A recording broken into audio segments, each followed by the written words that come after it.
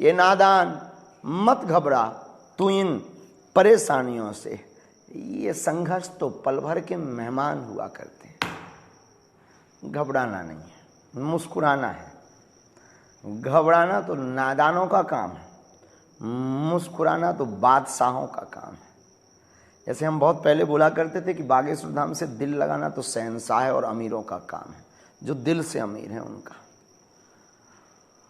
मुस्कुराते रहो, बालाजी के चरणों में गीत गाते रहो।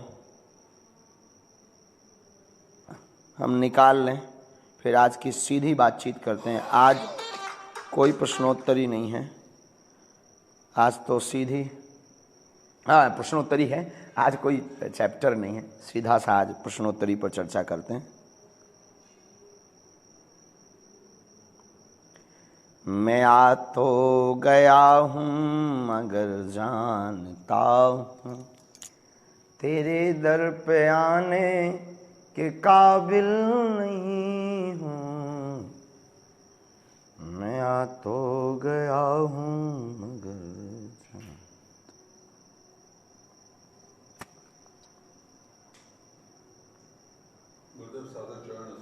जय हो भाई। कुछ सवाल हैं। दिशा जी हैं, दिशा मालवीय हैं। जय श्री राम गुरु जी। जय हो। हम लोग आपसे मिलना चाहते हैं, बहुत जिज्ञासा है।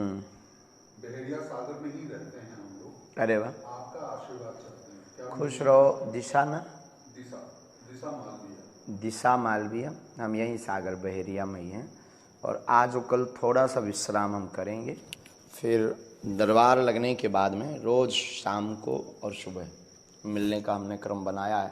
अपने प्रतिदिन की दिनचर्या में भी हमने थोड़ा सा बदलाव किया है। तो आज और कल हम थोड़ा विश्राम कर लें, बेटू मिल लेना यहीं पे, तुम तो सन्निकट ही हो।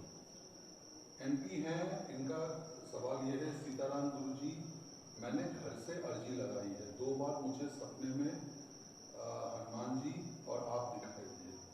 अभी भी कितनी बार शिव जी और हनुमान जी शिवलिंग दिखते हैं, समझ नहीं आ रहा, बहुत मुश्किल में हूँ, कुछ समझ नहीं पा रही हूँ, बताएं। मुश्किलें तो निकल जाएंगी,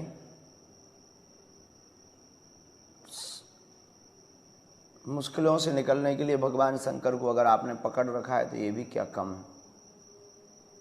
भगवान शंकर का आशीर्वाद लेकर के बढ़ते चलो, पीछे मुड़ के मत देखो। एक दिन मुश्किल हार जाएगी, तुम जीत जाओगे। नवीन ब्लॉग जी ऑफिशियल, आपने पूछा है कि गुरुजी आप मेरे सपने में आते हो, इसका क्या मतलब हुआ? होगा कोई पुराना रिश्ता अपना तुम्हारा, कोई बड़ी बात थोड़ी। फिर आपने कहा गुरुजी मैं हनुमान चालीसा रोज़ पढ़ता हूँ लेकिन बीच बीच में गैप हो जाता है, इसी को तो भरना है, शायद इसीलिए तो आते हैं। रोज़ करो, भोजन के लिए तो टाइम निकाल ही लेते हैं ना, भजन के लिए भी निकाला करो। भोजन से शरीर की पुष्टि होती है, भजन से आत्मा की तुष्टि होती है। सरकारी जॉब के लिए आशीर्वाद। ये तुलसी हैं, दिल्ली से गुजरे। ये कह रहे हैं मैंने धाम पे अर्जी लगाई है पुत्र रत्न प्राप्ति के लिए। गुरुजी हमारे 4 पुत्री हैं, एक पुत्र रत्न प्राप्ति की अर्जी लगाई। क्या नाम है? तुलसी राम नाम है। तुलसी राम जी, आप जो है गोपाल सहस्त्र नाम का पाठ करो और रविवार के दिन श्वान मतलब कुत्ता, काले कुत्ता को जो है रोटी खिलाना शुरू कर दो। इससे भगवान भैरव की कृपा से और गोपाल सहस्त्रनाम में भगवान ठाकुर जी की कृपा से ठाकुर जी का अंश आपके घर पर आएगा। योगा त्रितपष्ट शिखा अग्रवाल, एक बार कोई संकेत दे दो, प्रभु साथ हो मेरे। बिल्कुल बालाजी कृपा करेंगे और सन्यासी बाबा ऐसी लीला करें कि आपको अनुभव और आभास हो जाए। भैरव सिंह, आपने कहा कि आपने सत्संग विदिशा में सुना है, मुलाकात करने की कोशिश की, आपसे आपकी हमसे बातचीत नहीं हो पाई। आप चर्म रोग से पीड़ित हैं, बीमारी काफ़ी लंबी पुरानी है, कब तक ठीक होगी और ऐसा क्यों हो रहा? ऐसा क्यों हो रहा ये तो पर्चा बनने पर हम निकाल पाएंगे। ठीक होने का हम विधान आपको अभी दे सकते हैं। गंगा जल और कामिया सिंदूर लेकर के आप आ जाओ, हम एक अभिमंत्रित मंत्र चिकित्सा की औषधि बना देंगे। तब तक आप सोमवार के दिन भगवान महादेव को अभिषेक करके जल चढ़ाओ और उसी जल जो बहने लगे उस जल को बटोर करके एक पात्र में रख के पूरे शरीर में लगाओ। उस मंत्र चिकित्सा में आपके जब आप अभिषेक करें तब ओम नमः शिवाय की ध्वनि बड़ी तेज हो। उस मंत्र चिकित्सा से आपकी रोग में लाभ होने लगेगा। जाओ भैरव सिंह, नाम ही भैरव है तुम्हारा, ठीक हो जाओगे। विकी सिंह है, ये कह रहे हैं गुरुदेव चरण स्पर्श, भगवान का अनुभव करने का कुंजी क्या है? विक्की सिंह, प्रश्न अच्छा है। भगवान का अनुभव करने का कुंजी क्या है? भक्ति, संतों का संग। दो कुंजी ऐसी हैं कि आप साधु संगत करने लगोगे, संतों की आदत जीवन में डाल लोगे, किसी सिद्ध और बुद्ध महापुरुष की शरण में अगर तुम नज़दीक अटकने फटकने भटकने भी लगोगे तो तुम्हें प्रायः ही स्वभाववश भगवान के अनुभव होने की कुंजी प्राप्त हो जाएगी। रानी बहन ये कह रही हैं सीताराम गुरुजी, सीताराम। हमने श्रीयंत्रम धाम से लिया था, उसमें एक माला है श्रीयंत्रम में, क्या उसे औरतें पहन सकती हैं और उसका नियम क्या है? हाँ, पहननी चाहिए। पवित्र दिनों में भगवान नाम जप करके बिल्कुल पहननी चाहिए। कोई दोष नहीं है जो लक्ष्मी श्री यंत्रम में आपको माला प्राप्त हुई है। सीता बोहरा, आपने पूछा कि गुरुजी सपने में हनुमान जी आए तो क्या होता है? कृपा होती है। 2 बार आपको दिख चुके हैं, आप के सपने में वो आए, आप उनके दर भी जाया करो और सीताराम गाया करो। प्रियंका, हिंदू, गुरुजी सीताराम, बड़े भाई को लेकर बड़े चिंतित हूँ। 10 साल हो गए, कुछ ठीक नहीं है। सरकार भूत प्रेत या फिर कोई और कारण है, बताइए क्या कोई समाधान है? बेटा, हमको जो अभी अनुभव प्रतीत हो रहा है कि वो बहुत ही विचलित और विक्षिप्त होते जा रहे हैं। शायद उनको पितरों का नकारात्मकता है। आप धाम की पेशी उनकी प्रारंभ करवा दो, ठीक हो जाएंगे।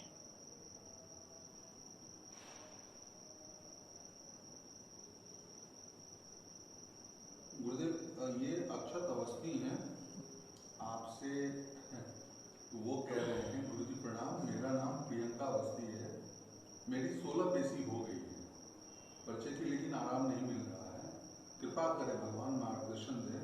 आप मेरी बात ही नहीं सुन रहे हैं। अक्षत, ये अक्षत अवस्थी हैं, उनकी शायद ये धर्मपत्नी है प्रियंका अवस्थी। प्रियंका बहन, चिंता मत करो, बालक पर कृपा होगी और जाओ 17वीं पेशी पर पूज्य श्री सन्यासी बाबा लीला कर दे।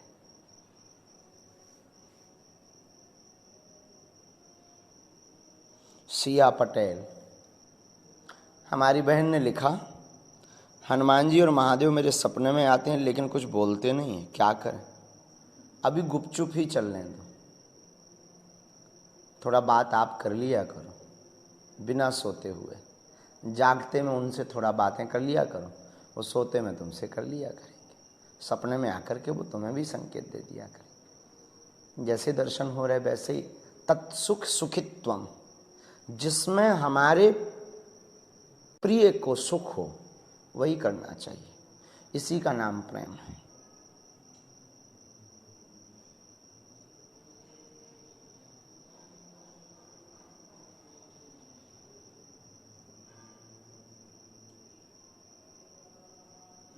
शर्मा हैं, ये कह रहे हैं गुरु जी मैं उड़ीसा भी आया था, मुझे व्यापार में बहुत परेशानी हुई।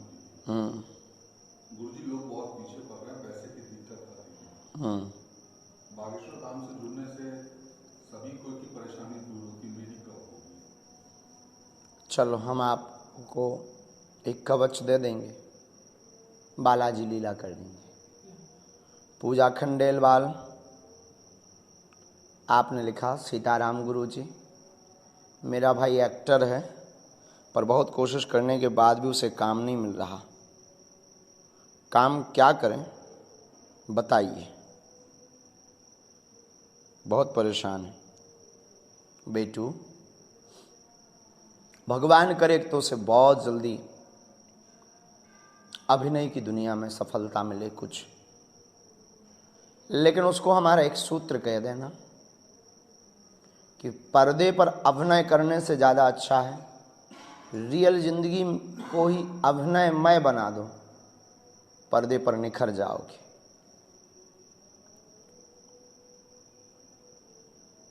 ये शिवम तिवारी है, इनका कुछ कौतूहल भरा प्रश्न है। गुरुदेव चरण स्पर्श, गुरुदेव क्या रावण का पुतला दहन करना उचित है? यदि हाँ तो ये कहीं वर्णित है, जबकि हमें रावण से कई सीख मिलती है। वह एक विद्वान पंडित थे, महान शिव भक्त भी थे। क्या है अंकित? शिवम तिवारी। शिवम जी, रावण का पुतला दहन करना ठीक है, ऐसे आतताई को तो बार बार जलाना ही चाहिए, लेकिन रावण भी कितना बड़ा वाला है, हर साल जलाते हो वो हर साल फिर खड़ा हो जाता है। कभी ये भी तो विचार करो। आपने कहा रावण का पुतला जलाना ठीक नहीं है क्योंकि वो महान शिव भक्त और पंडित और ज्ञानी था, बात ठीक है, लेकिन ऐसे पंडित और ज्ञानी जिसने भगवान का विरोध किया हो, भगवान से द्रोह रखा हो, ऐसे रावण को जलाना ही उचित है। और अगर जलाए ना हर साल तो शायद रावण की याद इतनी ना आए। जला रहे हैं तो रावण की इतनी याद है तो सीख लेते रहो और रावण को जलाते भी रहो। अभिमान रूपी रावण को जलाओ, लेकिन हम ठीक इसके थोड़ा विरोध में हैं। लोग कहते हैं कि रावण को जलाइए, मारिए अपने अंदर के रावण को, अपनी बुराई का दमन कीजिए, अपनी बुराई का हिंसा। लेकिन हम शिवम थोड़े से ठीक उल्टा सोचते हैं। हम कहते हैं हमें भीतर के रावण को नहीं मारना, और ये बेफिजूली की बात भी है, ये बेफिजूली का काम भी है, समय बर्बाद वाला काम है, इसमें कोई हाथ लगता भी नहीं है कुछ। रावण को मारो, रावण मरता भी तो कहाँ है, 10 सिर वाला रावण। तो अंदर जो बैठा है पापमय रावण, उसे मत मारो। हम थोड़े दूसरे पक्ष में हैं, रावण के मारने के पक्ष में नहीं है, हम राम को जगाने के पक्ष में हैं। राम को जगा लीजिए, रावण अपने आप मर जाएगा। उजेला जगा लीजिए, प्रकाशित कर लीजिए, अंधेरा अपने आप भाग जाएगा। पुण्यों को स्थापित कर दीजिए, पाप अपने आप घट जाएंगे। दिन को आकर के बैठा लीजिए, रात अपने आप शून्य हो जाएगी। उसी प्रकार राम को जगा लीजिए, रावण अपने आप दमन कर लेगा अंदर का। और वाहिक रावण का जलाने की जो प्रथा है, जलते रहने दो। ऐसे रावण जलेंगे तभी तो राम राज्य की स्थापना होगी। लेकिन अभी तक केवल रावण पुतलों तक सीमित है, अंदर तक सीमित जिस दिन हो जाएगा उसी दिन जलाना सिद्ध हो जाएगा, और फिर उसी दिन जलना भी, रावण का जलवाना भी बंद हो जाएगा। आज लोगों की जिज्ञासाएं बहुत अनूठी है। हिमांशी कौशिक बहन है, इनका सवाल है सीताराम गुरुदेव। हमारी माँ कहती है कि रात को बाल खोलकर बाहर नहीं जाते, चौराहे पर पैर नहीं रखते, ऐसा क्यों करते? गाँवों में ऐसी महिमा है कि एक जमाने में जब, वैसे तो विदेशों में भी कई जगहों पर नकारात्मक ऊर्जाओं का बहुत ज़्यादा प्रभाव रहा, चांडालों का प्रभाव रहा, पिशाचनियों का प्रभाव रहा। तो गाँव में ये वार्ता मानी जाती थी कि बाल खोलकर चलने से नकारात्मक शक्तियाँ चिपक जाती हैं।